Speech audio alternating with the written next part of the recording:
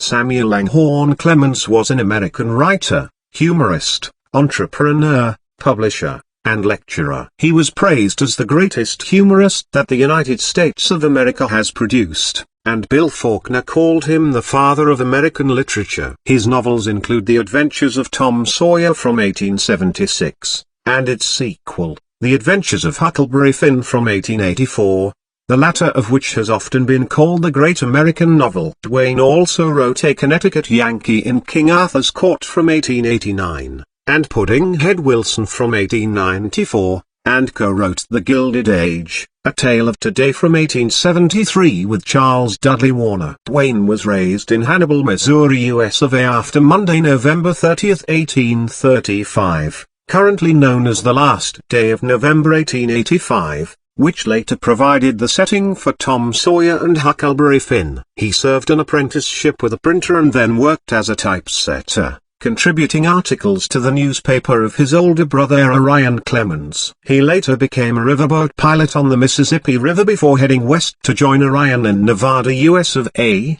He referred humorously to his lack of success at mining, turning to journalism for the Virginia City Territorial Enterprise.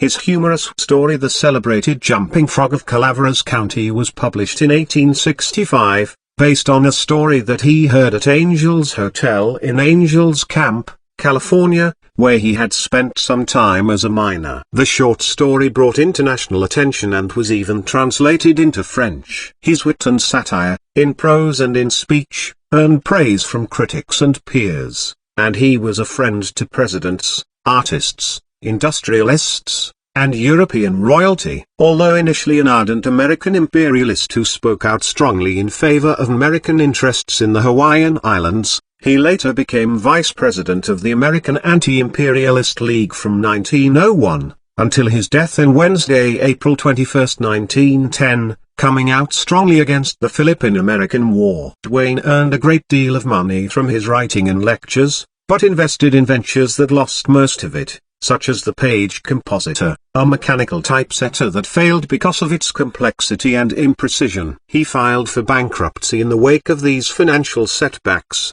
but in time overcame his financial troubles with the help of Standard Oil executive Henry Huttleston Rogers. He eventually paid all his creditors in full, even though his declaration of bankruptcy meant he was not required to do so. Twain was born shortly after an appearance of Halley's Comet, and he predicted that he would go out with it as well, dying a day after the comet was at its closest to Earth. And that is the end of our 84th commentary blog, and we'll see you again in the next commentary blog.